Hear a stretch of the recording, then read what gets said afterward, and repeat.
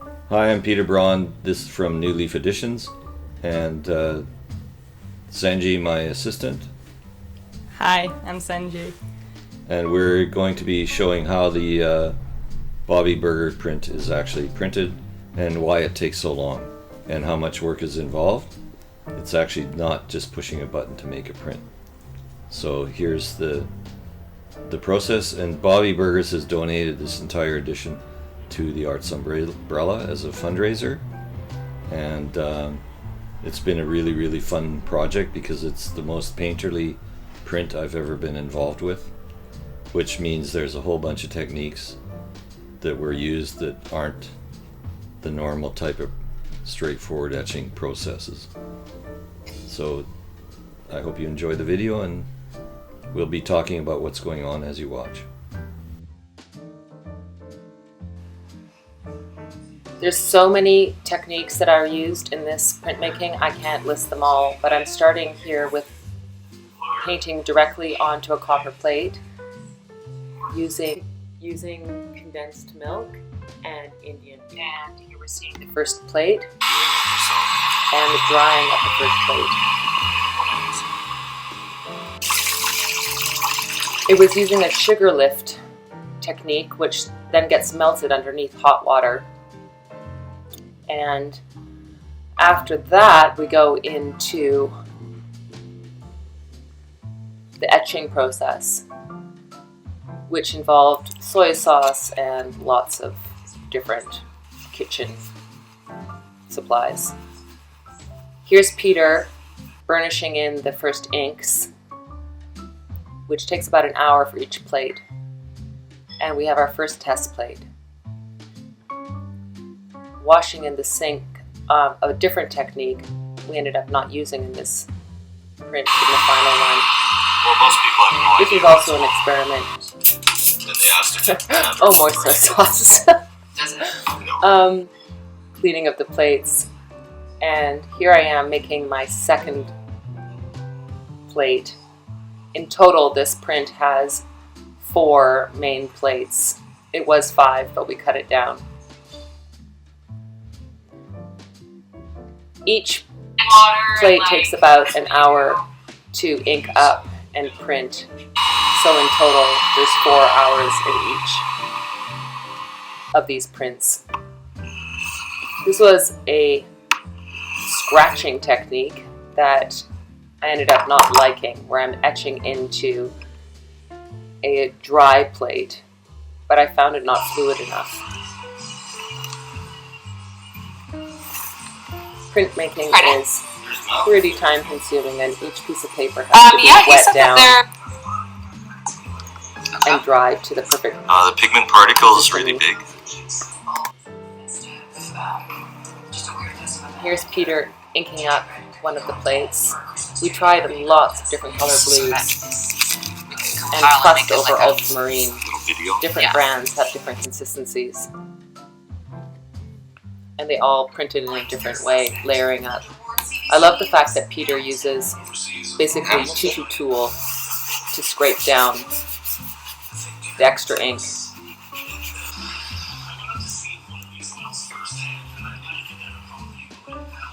The precision and the time this takes is actually incredible. Some test plates, and me looking over the first few plates that I've created.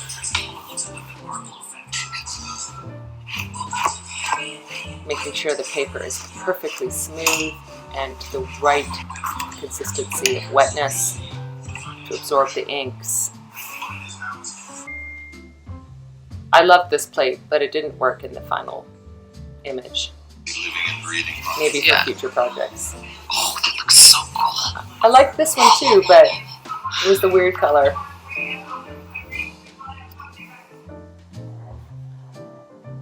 Layering up and trying things in different ways. It's really cool to see how the different colors interact and layer up. It's good for her. See all the details in there? It's And they had opera singing. It's actually got to increase the pressure a bit. so many fine lines. It's so different than painting. After we had the first few plates done, I tried to piece together them to make one final big plate that connected them all. So it was one huge copper plate that encompassed all the smaller ones together.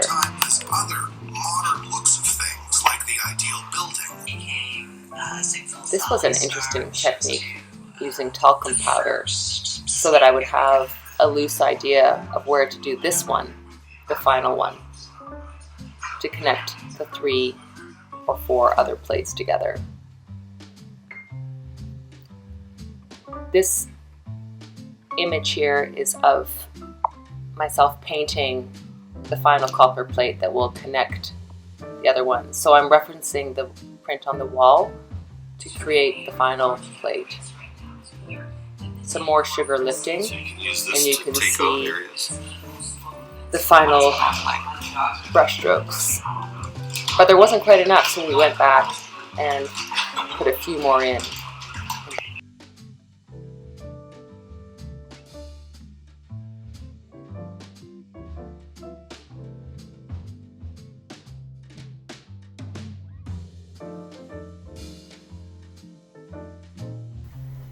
So this is plate 1 of 4.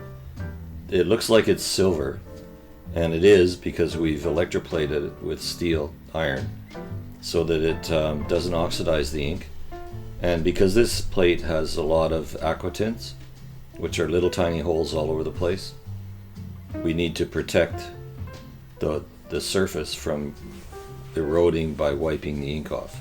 So once we squeegee all the ink off with this plastic scraper, I go in and I start cleaning it, the excess off. And it takes quite a while to ink it up, and because there's so much open area, I'm trying to put ink only where the image is. This ink is unique, and it has a lot of, it wants to stick to the plate a lot, so it's actually hard to clean. It's a particular type of ink, it's Prussian blue, which actually when we clean it, you see a violet film come off with it.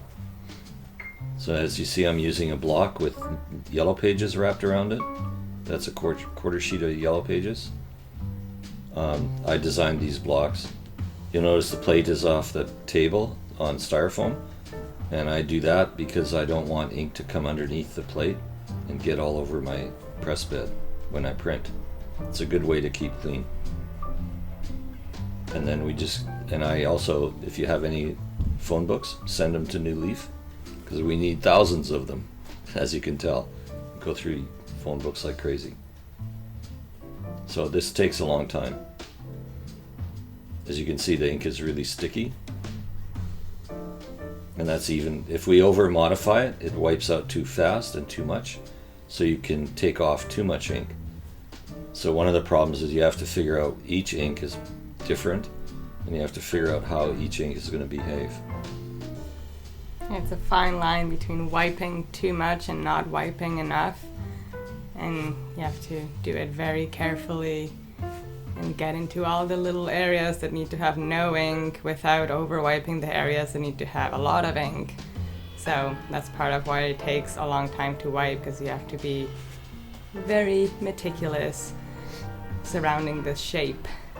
So these marks that are on here, the big brush looking marks, were done by, I gave Bobbie condensed milk with a bit of India ink in it, and we thinned it down so she could paint with it, and she used a wide brush and painted with the condensed milk on the plate. Then and that's the copper plate. So then you let the condensed milk dry, and then you cover the whole plate with something called hard ground, which is a combination of bitumen, asphaltum, there's even rosin sometimes melted into it, and some wax. And you brush that onto the plate over the condensed milk, covering the entire plate, and then you let that dry. Then you get really hot water, put the plate in a tray, and pour the hot water over the whole plate, and you leave it and stir it every once in a while so that you brush over it with a light sponge or something, and the condensed milk expands and floats out. So then you have hard ground and an open area, which is the positive brush mark. So then we can etch that, and I use ferric chloride as my etchant, and ferric chloride is a corrosive salt. So that will actually oxidize the copper. It breaks it down it'll eat into the copper. And once we etch down, so I get it lower than the surface, then we can put in different kinds of methods to make marks in those open areas for more etching to get detail. And on this one we actually used, you can see the lights and darks, and that's because we used Xerox toner and melted it. We sprinkled it onto the plate with a brush and methyl hydrate, so you can brush mark it, and then the toner makes a brush pattern. Now we heat that onto the plate and melt it in, then we etch it. This is, we have our paper tray in the darkroom because it's the biggest, cleanest tray I have, and we soak the paper for about half an hour, and then it's damp enough to print. Registration is also really important in this print because we have 4 plates that go onto one large piece of paper. So we have to mark on the press bed where each plate goes exactly so that we can align our paper, and then our prints can lay on top of each other in the same position, one print after the other. And it's obviously a very important step because if the registration is off, then all the print will be off. How you lay your paper down and where you put your plate on the bed is an important part. And the reason we roll the paper out over the plate is it's too big to just flop down and make it fit in the right place, because you can't move the paper much when it's on top of the inked up plate. So as you can see, this is hand cranking. There's about 1,800 pounds per lineal inch. It's a really thin line that actually provides the pressure on the paper to push the paper into the ink. And this is our first pull, plate 1. And our paper is all handmade, or it's not handmade, it's a machine made, but it's all cotton rag paper. It's BFK, it's from France. And we're printing on a full sheet because our final plate is going to be a bleed print, which means the image comes off the paper. And you can see the differences in tonality, and that was caused by the toner, and also a little tool that I've made that I use called a mesoette. You'll see that later on.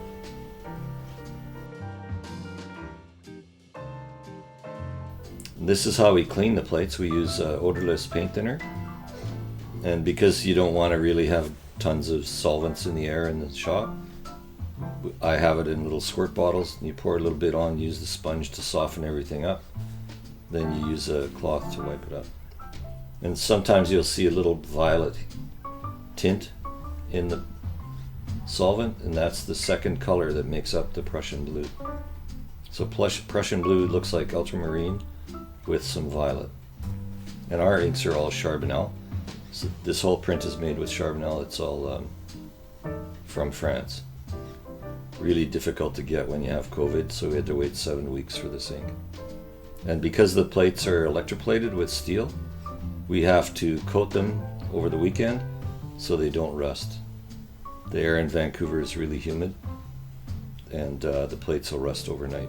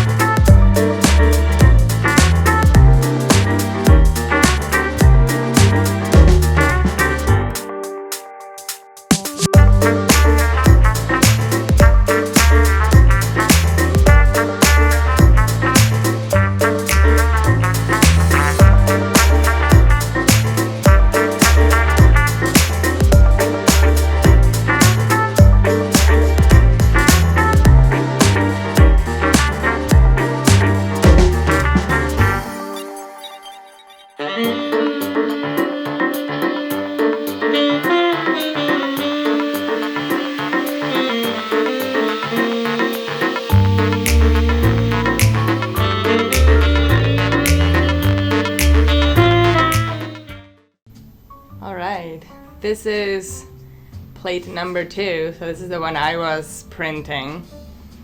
And it was funny because this one was considerably faster to ink up and wipe down than the one Peter was doing. So I would like... And you're cleaning the ground off, be- the protective ground. Yes, yeah, as he said, we like cover them with ground to protect them, and then I clean it up, and then I'm inking it. So I would print maybe 2, sometimes 2.5 to Peter's number 1 plate, because it was a much trickier one. But it's the same process. We like ink it up with the spatula. And this is the cobalt blue hue, Yeah. which as you can see is a much creamier ink. Like the ink right out of the can has a whole different characteristic because of the pigments. And this plate was made with the sugar lift again, the condensed milk.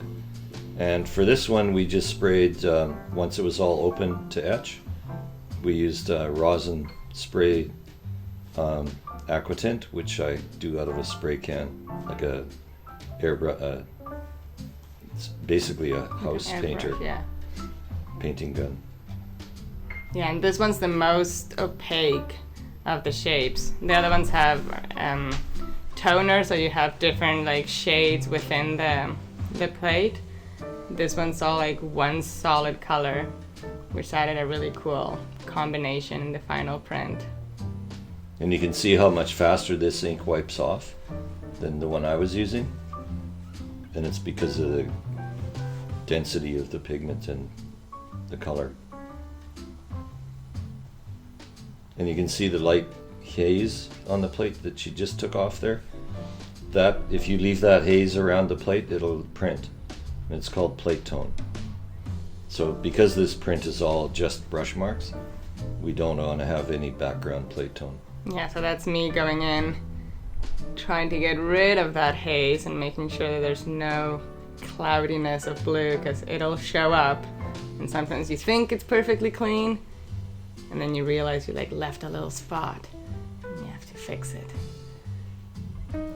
That's, yeah, going in with tissue paper and like very gently going around the edge. It looks tedious, but we listen to music all day. We're like in the shop. Usually there's a loud soundtrack and we like change albums, so the day goes by pretty fast.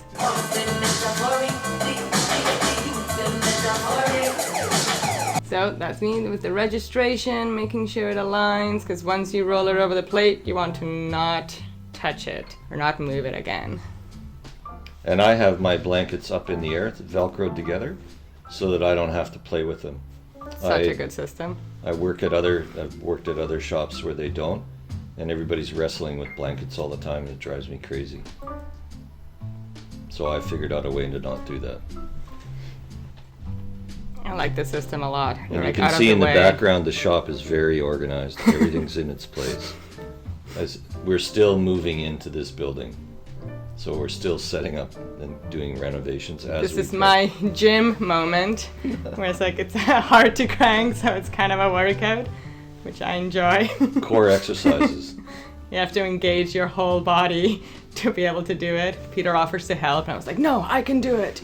So that's my workout of the day, is cranking out these prints. And we go back and forth just to like really get a good impression.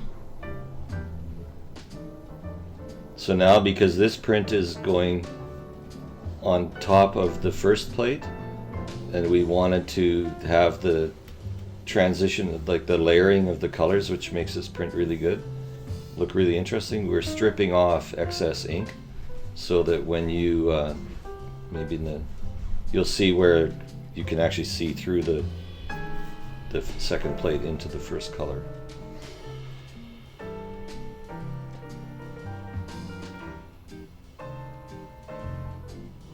Yeah, so that's we put a piece of newsprint to strip it, so we got some ink off of the main print.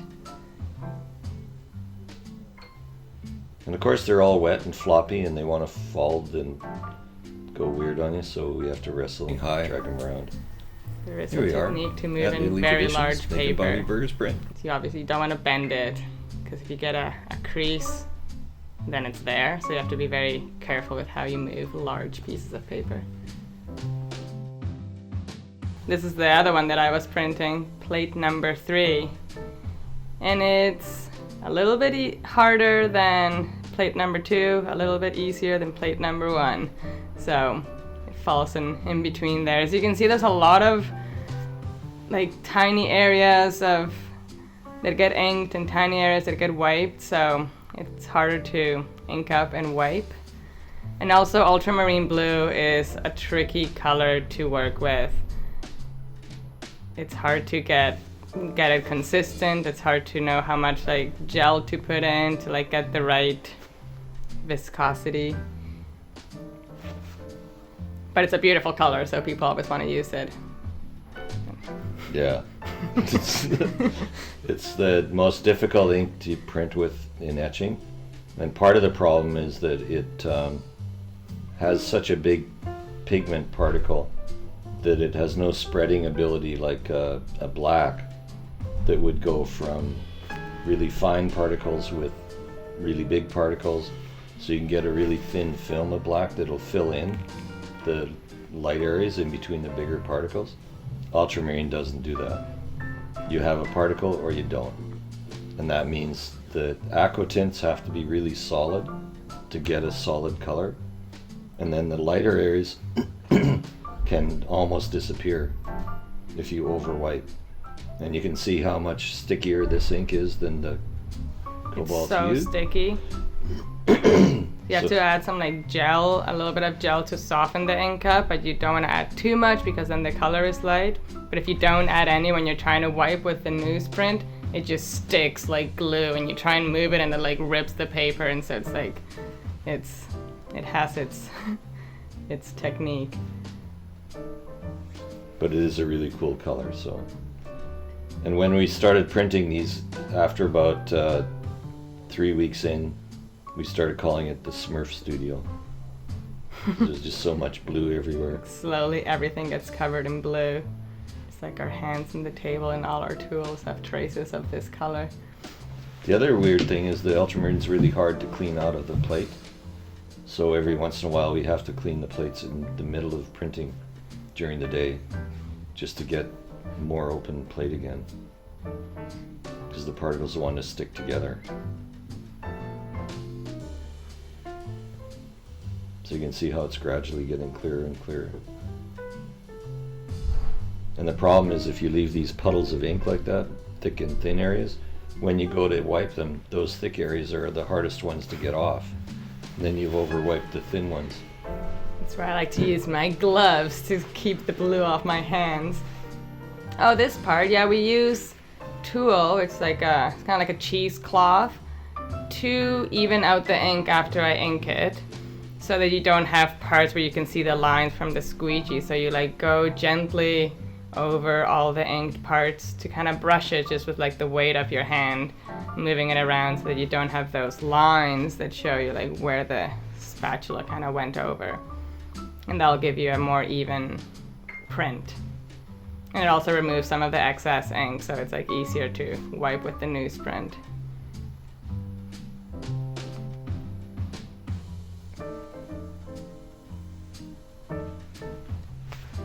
So it's also really tricky to not overwipe at this stage. So once you take off too much ink, it's not coming back. So it takes time to figure all this out. And Zenji's only been doing this, she's only started working with me on this print. So to be able to learn how to do this quickly is pretty cool. 'Cause I'm pretty cool.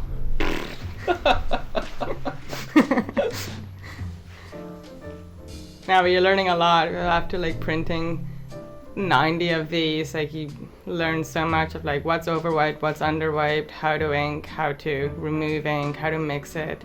It's like a lot of steps that are involved. Before this, the etchings I'd done are like a line etching on a small plate where you ink it up in 5 minutes and print it in 10. So this is a whole next level of an etching project. So you can see there, as you get more frustrated, you speed up. Get it done. So now you can see the differences in the tonal range. And that's the dark areas on this were actually made with a special tool that I've made. It's called a mesoette. Which is like a modified dental tool, right? Yep. With a special tip, and so you like roll it and make tiny dots.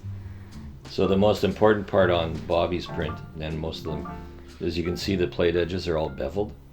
And that's to let the press climb up the plate easier. But the other thing is you can clean the plates better. That's why you have to go around a lot to make sure there's no ink on the edges of the plate. Otherwise they print. And it's such a nice organized shop.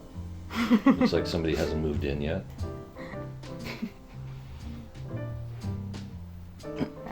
Dry the paper. That's my favorite towel. It's the big fluffy one. Dry. So you take off the excess water when the paper comes out of the tray. And then this trick to move large paper is very good, because otherwise you can like bend it and mess it up. So you flip it and then roll it with the top part at the top, so then I can unroll it on the press bed when the plate is there. So all three plates are in totally different positions. So we have to make sure they're in the right place. Otherwise things will just go stray on the final print.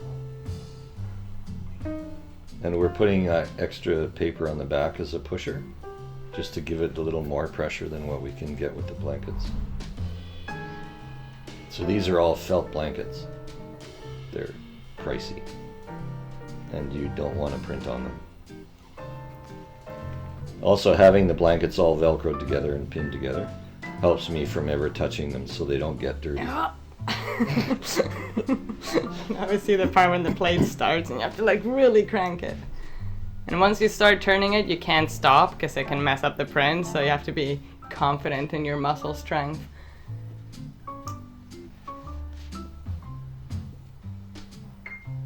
This is where you start playing Russian work songs.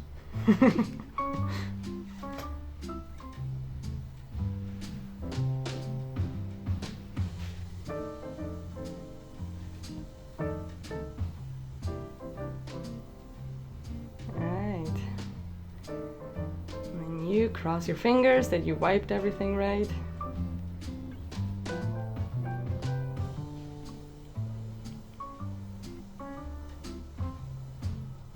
So the interesting thing about this whole printing process, if you look at other videos from other shops, everyone does it differently.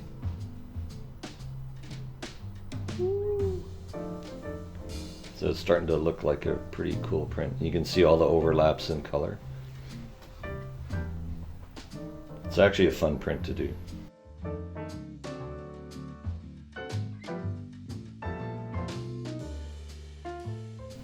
So here we are, plate 4 at last. This is not electroplated because I actually don't have a tray big enough to do it. And we're just gonna see if everything holds up to 50 prints. So that's putting the red into the line that's all totally surrounded by blue ink. So you have to be really careful how it goes on. We were pretty excited to get to this plate finally because we've only seen, plates 1, 2, and 3. So when we finally got all of those done, we could like move on to plate 4. It's like, oh, finally. But yeah, it takes a long time. It takes us, like both of us, like over an hour to do this one plate. Just like soaking the paper, inking, wiping, getting it registered and ready. So it's slow going, but when you get a good one, it's very satisfying. It's also a really interesting plate because it has two different blues. 2 blues and one red. And a red. Yeah, so again, that ultramarine, that's beautiful but tricky. And the same blue, the cobalt from plate 2. And this plate has got a lot of areas that don't have any tonal areas in the marks, the brush marks. So you get like ghosts of brush marks, which makes it look a lot more like how Bobbie paints. So I think this plate is the most painterly of all the plates. Yeah, it's kind of what makes it. It has all the layering kind of comes together with this one. It's like the largest one. And you can see it like sit on top of the previous ones in these like ghostly parts. And then that strip of red that's just like pops out of the blue so dramatically. It's like... But yeah, inking around the red, very tricky. If you even touch it, then you have a purple mess. And so it's like surgery level precision of like going in with this tiny spatula and like trying to not touch anything. It's like that doctor game where you like do surgery and you have to like go in and like remove something without touching the edge, and if you touch that it like bzzz, then you lose. Kind of like that. Okay. Did you ever play that game? I've never thought of that. You didn't know that game? Oh, I know the game. I just Yeah. never thought I was doing that. That's how I felt. It's like go as close as you can. You can't touch it. As you can see how sticky that ink is, leaving that fuzzy, that halo edge. That all has to come off. And it's so hard to do and not overwipe. Especially this plate, because the open areas are so finicky on how well they can hold ink in the first place, because there's really no tooth in them. It's just the edges of the etch. But this plate is the one that makes the whole print pop. It's the unifying plate. And because it's the one that everything bleeds off, or some of it, and this plate's bigger than the paper too. So the other advantage of that is that it's flattening out all our previous impressions as much as possible from the other plates. So you can still see the other plate edges, but they're not as noticeable. So Senji's done 90% of the plate, and I'm still sitting there playing with the red line. That red line. It's only to tell you how long the red takes to do carefully. And you can see how polished the plates are too. And the reason they're polished like this is so we do get rid of the haze. Otherwise you couldn't. It would just stay there and you'd have plate tone.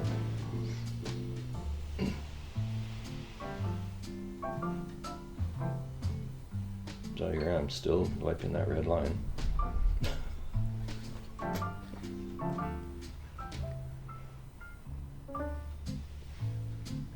So when we started doing these last plates, it took us almost an hour and a half to do one, and now we're getting it down to just around an hour, maybe under an hour sometimes. So we were only able to do 4 of these in a day for a while, and now we're up to about 6. Yeah, so you do learn as you go a few things that make it better and faster. But it also takes But at least 10 to 15 prints for the plate to start working as a plate. It's like everything has to be sort of trained to print, us and the plate. It's like the plates suddenly start printing really well. And after about 20, they start coming out easier and easier.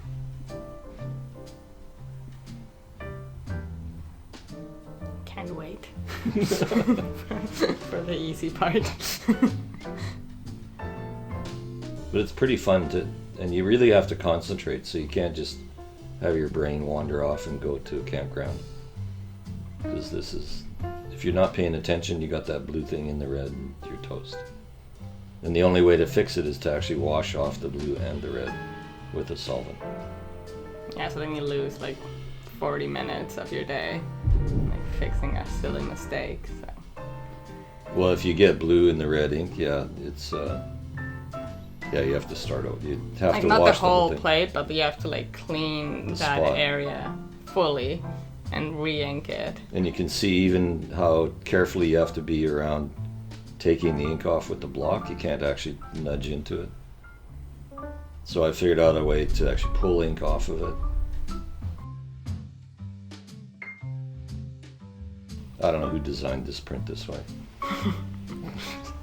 It's like, yeah, it looks really cool, but this is, I guess, one of the reasons why you don't see a lot of prints like this, because it's a very tricky part.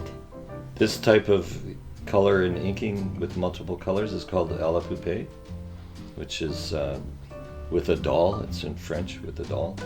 And normally if you do lots of little spots, you'd fold a piece of tulle or tarlatan into a little shape, like a triangle shape, and build it up so you can actually dab color in. So that's why it's called à la poupée. Yeah, you showed me how to fold that, like Yeah. the blue cloth into this little. Well, that's tiny what I'm doing when triangles I'm cleaning. When you clean, yeah. When I'm cleaning, I'm actually making that. And then I put a bit of methyl hydrate on it to clean the edges. So you can see there's still a ghost in the corner with the red. Yeah, so you wipe and you go in and make sure that all the parts that are supposed to be shiny are shiny, all the parts that are supposed to be inked are inked. There's so much detail and tiny lines and fussy parts, and that, yeah, you have to like look really close. And sometimes you miss a little line that should have ink, so you have to go in and like ink a tiny spot and then wipe it. And the really crazy thing is we're being really, really careful about how every print should look really similar. And then somebody comes along and paints all over them. And that's Bobbie. And she actually makes it look really cool. So we're getting there. That's where I'm pulling the blue away from the red. Yeah, in my finger there, that's one of the ink dolls. And I've got methyl hydrate on there to clean the edges off. And I'm using tissue paper, just like with one finger going along the edge, just to make sure there's no haze around the edges of the shapes. And there she is, all inked up and ready. So It's a massive heavy plate, so yeah. So we used a different press. It's like somebody cleaned up the shop in between. My studio is changing every day because I keep building and adding and moving stuff around to try and figure out how to get it out of the way. We only moved in here 3-4 months before Bobbie started printing with us. And it was really interesting making the plates because we started in December and then COVID hit. And all of a sudden I'm proofing everything and taking pictures of it and sending it to Bobbie as a record of where I positioned the different plates, and then she would see the different proofs and tell me where she wanted me to move a different plate. So I'd cut one shape out and move it around on a print to see if that would be better, and then I would go back and print one, then I'd show her that on the phone. So it really cut down the amount of trips she had to make to the shop, but it actually ended up taking a lot longer just to be able to create the print in the first place instead of her being here while I'm doing it. And besides that, she's busy painting every day anyway, so it actually probably worked out better for both of us in a lot of ways. So we're using the Mylar to figure out where the registration is for the plate. So we're protecting the print from the ink, and also we can move the plate around now. So this plate's registration is the most critical.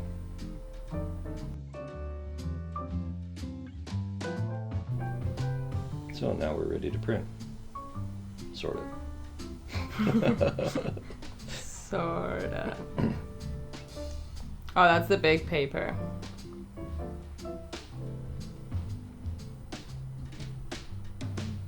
That's the oil paper that Bobbie's gonna paint with oil paint.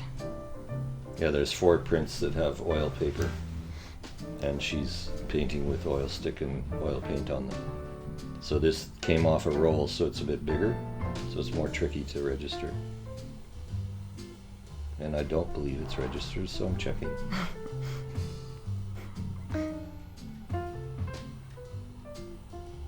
What am I? Oh, the pusher. Yeah, we tried this and it just ended up wrinkling, so we don't use the pusher on this big paper. And what's this press called? The automatic. Oh, Senji likes this press because you don't have to do anything. Just push a button. No, I missed the word. They're both Takash presses. There's a little blob over there we have to protect. Yeah, you don't want to get ink on the blankets. Yeah, we've done that. So there's actually 3 different blankets. The bottom thin one is the sizing catcher. And then the middle one is a cushion, so it's about a 1/4 inch thick. And the top one is a woven felt, and it's about an 1/8 inch thick. And it's the one the roller can drive on, so it's the one that actually gets pulled through with the roller. Then the rest just come with it.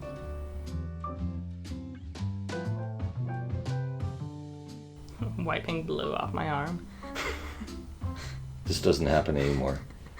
30 prints in, we're not getting blue all over ourselves.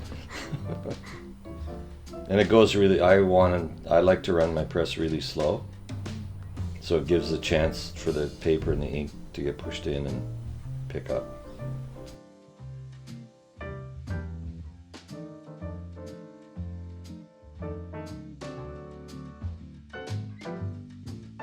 That was too tight.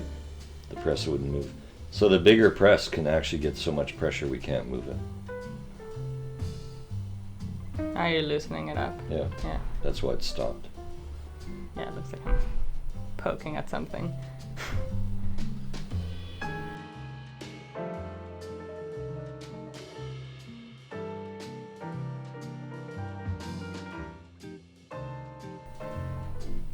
Now you just twiddle your thumbs and wait.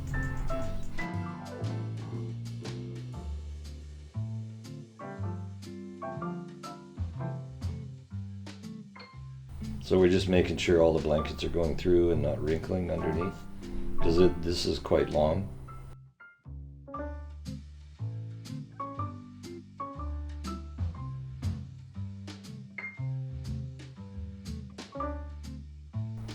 Still getting blue. Still cleaning my arm.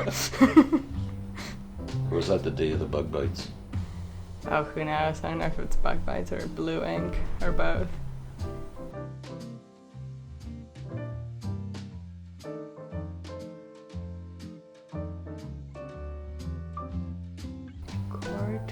Full cord press. Full cord press. That's a print conference in Corpus Christi in Texas at a university that a friend of mine teaches at. And he puts on this little local print fair conference and invites artists to come down and show the students how to print different things. And he calls it full cord press. That's cool. We're repping different print shops and projects with your daily shirts and like usually print related. I have a very meager life.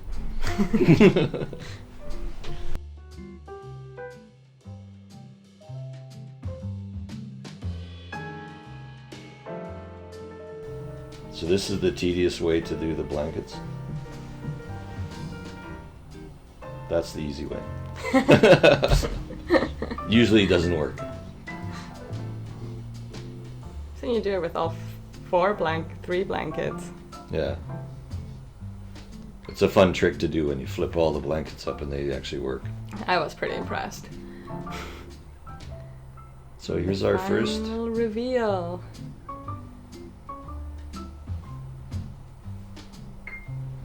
And you take it off slowly because the ink is so sticky that sometimes it'll actually pull the paper.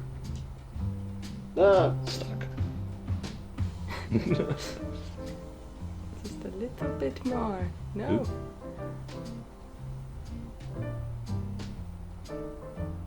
There we go.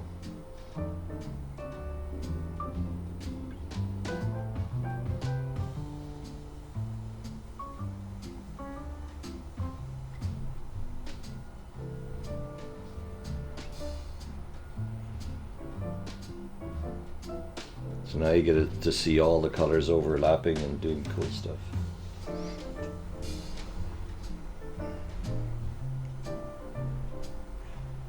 This is the most exciting part of etching is when you reveal the print, because there's always like a little bit of uncertainty and then you pull it up and you're like, oh, it's great.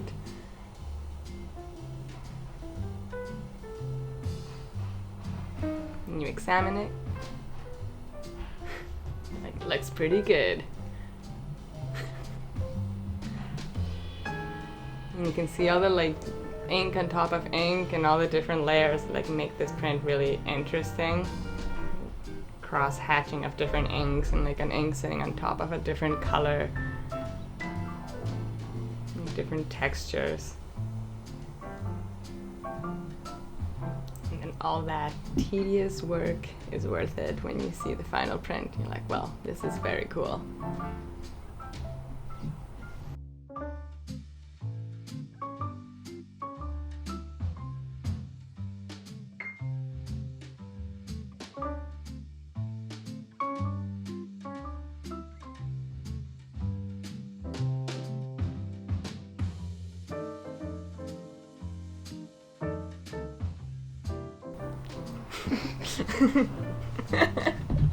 That's it.